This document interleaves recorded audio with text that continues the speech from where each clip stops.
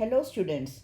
Today in this session of biology we are going to start with the third chapter of class 12th, which is human reproduction. So let's begin with our session.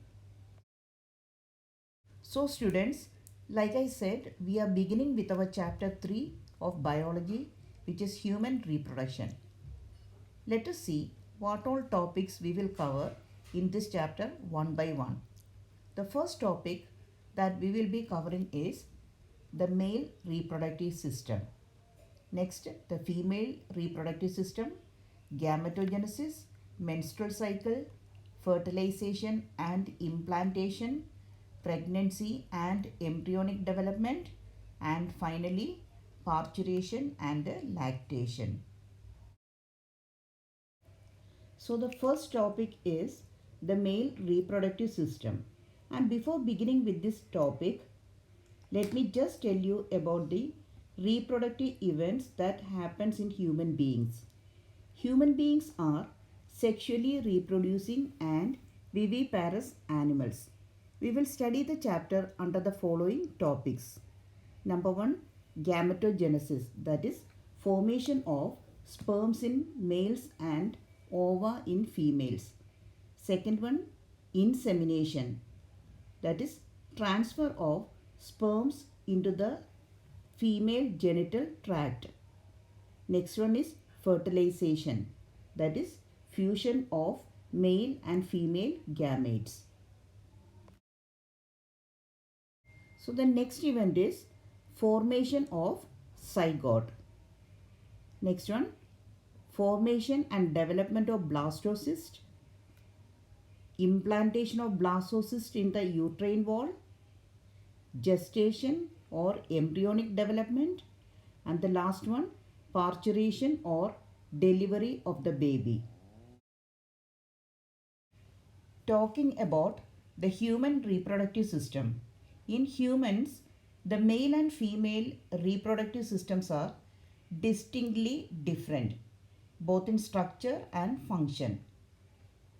Some of the common terms applied to both are, first one, primary sex organs or gonads, and the second one is secondary sex organs.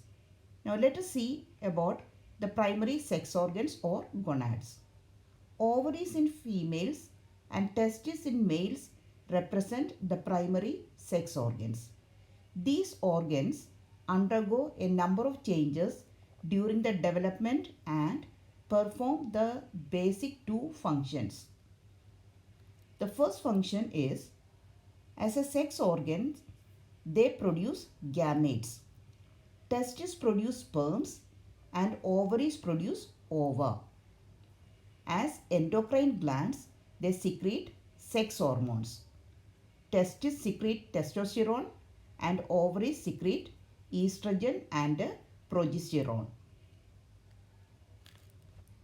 Now let us study about secondary sex organs. Secondary sex organs are the organs that do not produce gametes or secrete sex hormones.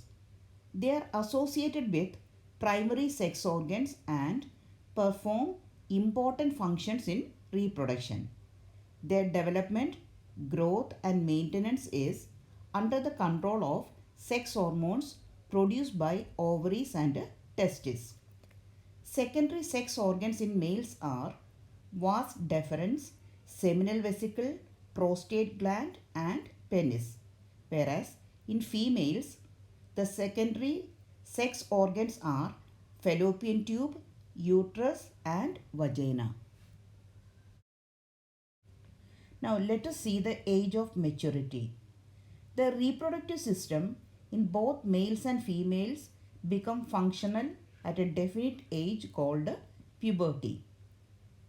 Males attain puberty at the age of 13 to 16 years and females attain puberty at the age of 10 to 15 years. Now let us study about the functions of sex hormones. The hormones produced by gonads play an important role in reproduction. Hormones regulate the process of gametogenesis. What is gametogenesis? Gametogenesis is the formation of gametes.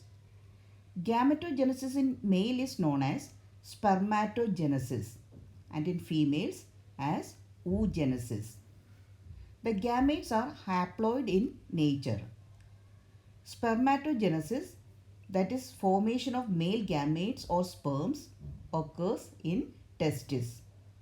Oogenesis, that is formation of female gametes or ova, occurs in the ovaries. Sex hormones are responsible for development of secondary sex characters. Deepening of voice, broadening of shoulders, distribution pattern of body hair are secondary sex characters seen in males. High pitch voice, development of mammary glands, distribution pattern of body hair are secondary sex characters seen in females. Now let us study about the first topic of human reproduction, that is the male reproductive system. The male reproductive system is located in the pelvis region. The male reproductive system consists of the following. The testes are the primary sex organs.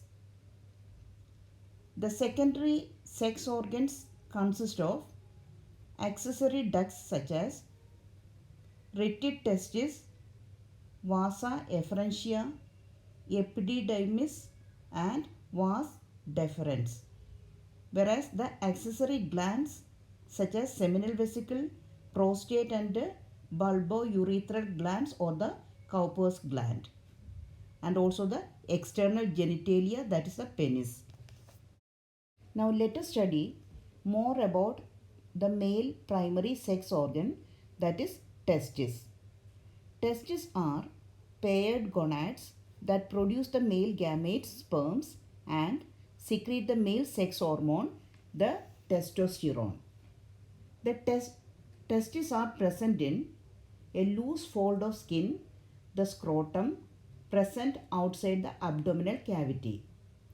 The scrotum helps to maintain the temperature of testes 2 to 3 degrees Celsius below the normal body temperature, which is essential for spermatogenesis. Although the testes are actually formed within the abdominal cavity, shortly before birth they descend into the scrotum. Each testis is oval in shape, approximately 4 to 5 cm in length and about 2 to 3 cm in width. It is enclosed in a tough, dense covering. Each testis contains about 250 compartments called testicular lobules. Each testis contains about 250 compartments called testicular lobules. Each one of the testicular lobules contain a number of long coiled structures called seminiferous tubules. In the given diagram, you can see diagrammatic sectional view of seminiferous tubule and a section of seminiferous tubule. Sperms are produced in the seminiferous tubules. Around the seminiferous tubules, in the connective tissue are present interstitial spaces that contain blood vessels and specialized cells called the interstitial cells or Leydig cells. Each seminiferous tubule is lined with two types of cells. The first one is male germ cell and the second one is Sertoli cells. Male germ cells, also called spermatogonia, undergo meiotic division leading to the formation of sperms, whereas Sertoli cells provide nutrition to the growing germ cells. Now let us study about male sex accessory ducts. The male sex accessory ducts include retid testis, vasa efferentia, epididymis and vas deferens. Now let us study about the male sex accessory ducts in detail. The seminiferous tubules open into spaces along the inner side of the testis called the rete testis. From this, a number of small tubules called vasa efferentia emerge that fuse in the head of the epididymis. In other words, seminiferous tubules open into the vasa efferentia through rete testis. The next duct is epididymis. It's a single highly coiled tube on the posterior surface of each testis that leads into the vas deferens. The sperms formed in the seminiferous tubules pass through the vasa efferentia and are stored in the epididymis in each testis. They get concentrated and get matured before they enter the vas deferens. The next duct is vas deferens. From epididymis, the mature sperms pass through vas deferens, which is a short, straight tube that ascends into the abdominal cavity. Vas deferens loop over the urinary bladder and open into the common urethra. The given figure shows diagrammatic view of male reproductive system. The duct system of each testis begins with a vasa efferentia. What is vasa efferentia? It is a duct that collects the sperms from the testis and transfer them to the epididymis. From epididymis, mature sperms pass into vas deferens, which transfer them to urethra. Urethra is also called the ejaculatory duct that passes through the penis, which is made up of spongy muscle tissue. This spongy muscle tissue, when filled with blood, causes the erection of the penis. Urethra opens outside through an external opening called urethral meatus. Penis is the male external genitalia that facilitates insemination. The enlarged end of penis is called glans penis, is covered by a loose fold of skin called foreskin. Near the urinary bladder, a pair of glands called seminal vesicles open into the vas deferens. A little further, another gland called prostate gland and a pair of bulbourethral glands or Cowper's glands also open into the urethra. So, the urethra receives the secretions of the glands, sperms and urine. The sperms are produced in testis. They travel through the duct system and are discharged through the urethra. The urethra passes through the penis and empties to the exterior. During ejaculation, the powerful contractions of urethra inhibit the passage of urine. Now let us study about the accessory or secondary glands.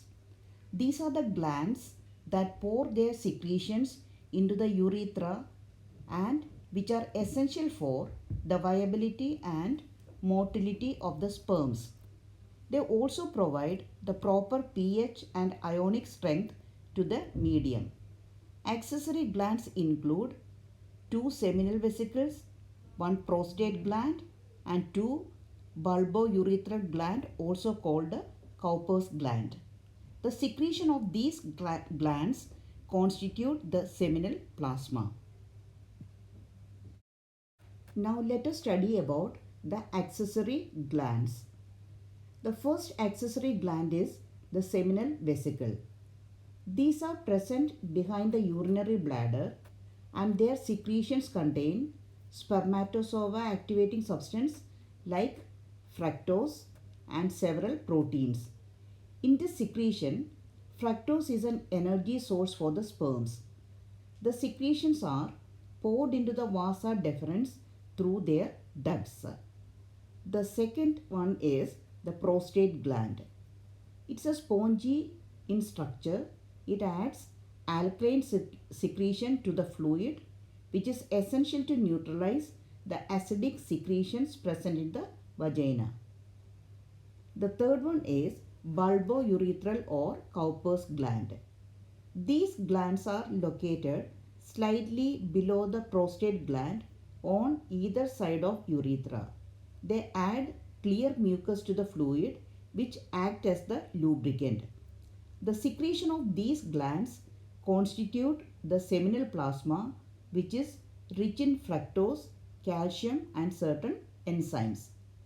The fluid mixture that contains the secretion of all the accessory glands and the sperm is called semen. Thank you and have a nice day.